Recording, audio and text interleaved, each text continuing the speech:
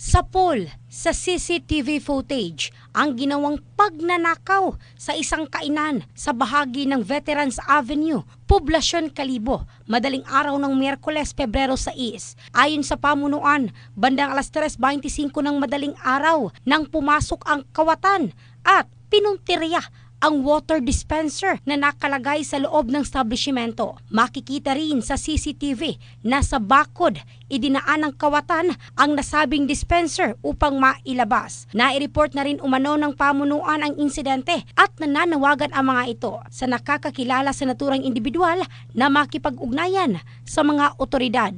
Sa ngayon, patuloy pa ang investigasyon ng Calibo PNP kaugnay ng nangyari upang matukoy at mapanagot ang nanloob na individual. In the heart of changing lives, ito si Michelle Craste ng Brigada News Philippines, the Music News Authority.